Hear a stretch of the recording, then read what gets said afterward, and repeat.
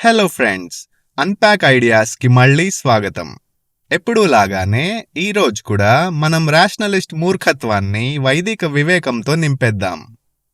నేనెప్పటినుంచైతే ఈ ఫ్రాడ్ సత్యాన్వేషి అనే ఇన్‌హ్యూమనిస్ట్ టెర్రరిస్ట్ పిచ్చివాగుణ్ణి డిబంక్ చేయడం స్టార్ట్ చేశానో అప్పటినుంచి వాడు కంప్లీట్‌గా పిచ్చివాడైపోయి ఏది పడితే అదే పేలుతున్నాడు కామెంట్స్‌లో.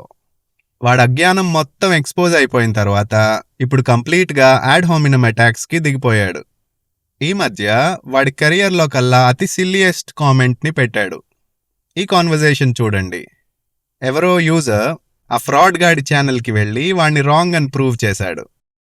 అప్పుడు ఆ కామెంటర్ ఏం రాశాడో కూడా చదవకుండా ఆ కామెంటర్ ప్రొఫైల్ పిక్చర్లో ఓం చూసి ఇంకా యాడ్ హోమినమ్ అటాక్ స్టార్ట్ చేశాడు. హిందూ పేరు కనపడగానే ఆ అన్సైంటిఫిక్ గాడి నోట్లోంచి బ్రెయిన్లెస్, బుర్ర తక్కువ లాంటి వర్డ్స్ దొల్లడం స్టార్ట్ అవుతాయి. ఆ పనికిరాని వర్డ్స్ని పక్కన పెట్టేస్తే వాడి అసలు హిందూ ద్వేషం వాడి ఆర్గ్యుమెంట్లో కనిపిస్తుంది. చదవండి వాడేం రాశాడో.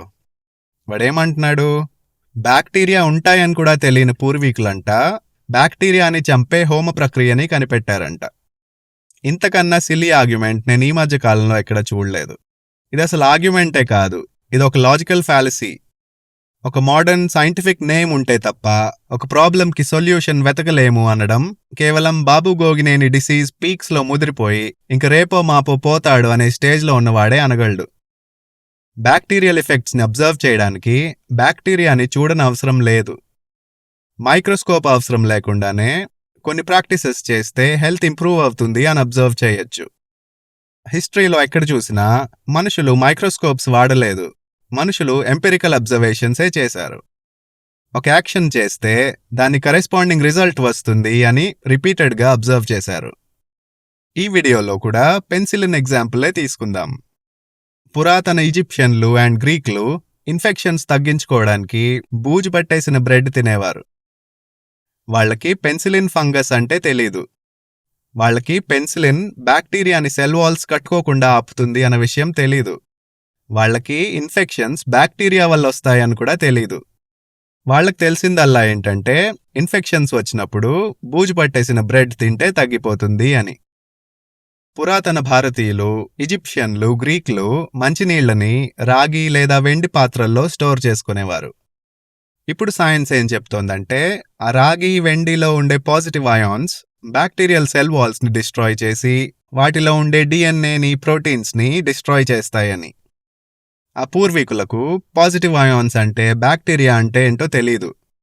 కానీ వాళ్ళు తెలుసుకున్నది ఏంటంటే ఈ రాగి, వెండి పాత్రల్లో మంచినీటిని స్టోర్ చేసుకుంటే ఆ మంచినీరు ఫ్రెష్గా ఉంటుంది అని. తేనె కూడా బ్యాక్టీరియాని బాగా చంపుతుంది అని మోడర్న్ సైన్స్ చెప్తోంది. అలాగే తేనెని పురాతన ఈజిప్షియన్లు కూడా వాడారు. సుశ్రుత సంహితలో కూడా దెబ్బల పైన తేనె రాయమని చెప్పారు. ఇంకా చూడాలంటే మన వాళ్ళు కొన్ని వేల సంవత్సరాలుగా వేప పుల్లలతో బ్రష్ చేసుకుంటున్నారు. అప్పుడు బ్యాక్టీరియా అంటే ఎవరికీ తెలీదు. కానీ ఇప్పుడు సైన్స్ వేప పుల్లలకి చాలా పోటెంట్ యాంటీబ్యాక్టీరియల్ ప్రాపర్టీస్ ఉంటాయని చెప్తోంది. సుదాన్లో దొరికిన 2000 ఏళ్ల సంవత్సరాల క్రితం హ్యూమన్ ఫాసిల్స్ని మైక్రోస్కోప్ కింద పెట్టి చూస్తే వాళ్ల బోన్స్లో టెట్రాసైక్లిన్ అనే యాంటీబయోటిక్ కనపడింది. ఆ తర్వాత సైంటిస్ట్స్ ఏం తెలుసుకున్నారంటే అప్పట్లో bone infections and gum diseases తగ్గించుకోవడానికి కావాలనే వాళ్ళు యాంటీబయోటిక్ కన్జ్యూమ్ చేసేవారంట. అటువంటి ఎంపెరికల్ అబ్జర్వేషన్స్ ద్వారా సైంటిఫిక్ మెథడ్ యూస్ చేసి కనుక్కున్న సొల్యూషన్స్ అప్పటికి ఇప్పటికీ ఎప్పటికీ సైన్సే. మరొక ఎగ్జాంపుల్ చూద్దాం. సుశ్రుతుడు సర్జరీలు చేసేటప్పుడు ఇష్టం వచ్చినట్టు ఏ కత్తి దొరికితే ఆ కత్తితో కోసిపడేయలేదు. సర్జరీకి వాడే కత్తులని మంట మీద ఫ్లేమ్ స్టెరిలైజేషన్ చేసి హెర్బల్ స్పిరిట్స్లో సోక్ చేసేవాడు. మైక్రోస్కోప్ లేకపోయినా ఏవో ఇన్విజిబుల్ ఆర్గనిజమ్స్ ఉన్నాయని గ్రహించి సర్జికల్ టూల్స్ని నిప్పుపైన స్టెరిలైజ్ చేసేవాడు. అండ్ పేషెంట్ని ముట్టుకునే ముందు కూడా యాంటీసెప్టిక్ హ్యాండ్ వాష్ యూస్ చేయాలి అని చెప్పాడు. సో ఆల్కలైన్ వాటర్తో చేతులు కడుక్కోవడం గురించి సుశ్రుతుడు 2500 సంవత్సరాల క్రితమే చెప్తే మోడర్న్ సైన్స్కి 1860 దాకా హ్యాండ్ వాషింగ్ గురించి తెలీదు.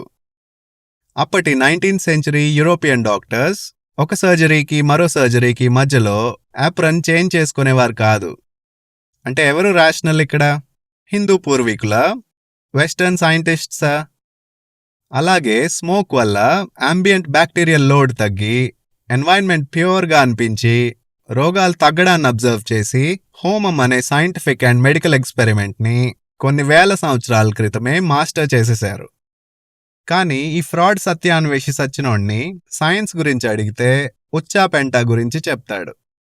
సైన్స్ని రెస్పెక్ట్ చేసేవాడెవడైనా ఇలాంటి రిప్లై ఇస్తాడా? ఇవ్వడు.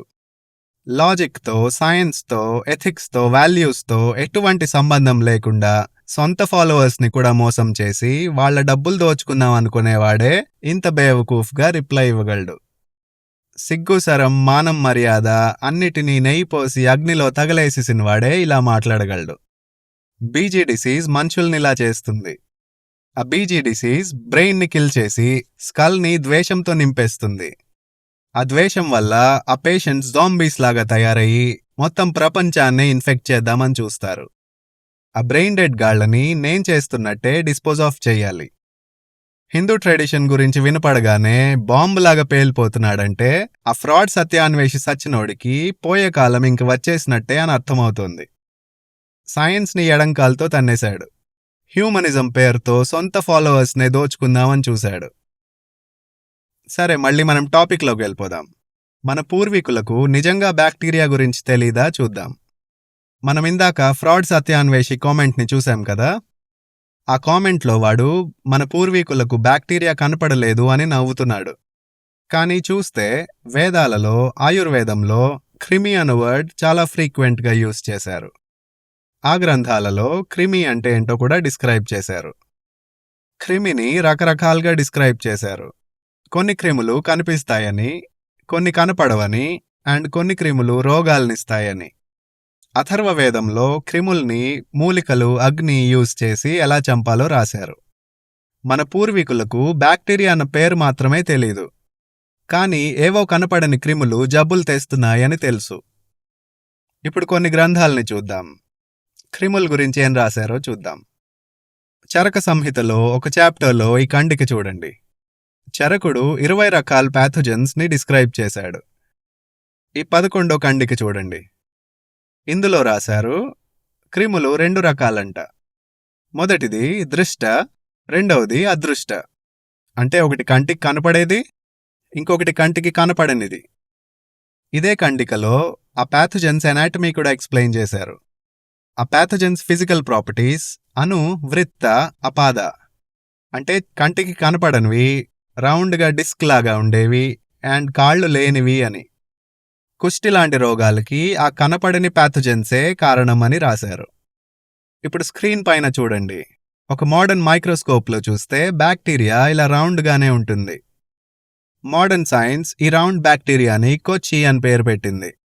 మన పూర్వీకులు అదే దాన్ని వృత్త అని పిలిచారు. షేప్ ఒకటే, ఎఫెక్ట్ ఒకటే, పేరు మాత్రమే వేరు. పేరు మారినంత మాత్రాన రియాలిటీ మారిపోదు. ఇప్పుడు సుశ్రుత సంహిత చూద్దాం. చరకుడిలాగే సుశ్రుతుడు కూడా ప్యాథోజన్స్ 20 టైప్స్లో ఉంటాయని చెప్పాడు. ఆ 20 రకాల ప్యాథోజన్స్లో మొదటి 13 కళ్ళకు కనిపిస్తాయని చెప్పాడు. ఆ మిగిలినవి కళ్ళకు కనపడవు అని చెప్పాడు. ఆ కనపడని క్రిములు లోపల నుంచి తినేస్తాయి అని రాశాడు. ఇప్పుడు అథర్వవేదం చూద్దాం.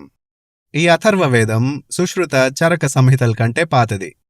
ఇందులో క్రిములను ఎలా నాశనం చేయాలో ఉంటుంది. ఈ మంత్రం చూడండి. దృష్టం అదృష్టం అని ఉంది కదా. అంటే కనిపించే క్రిములు, కనపడని క్రిములు అన్నిటినీ డిస్ట్రాయ్ చేస్తాను అని.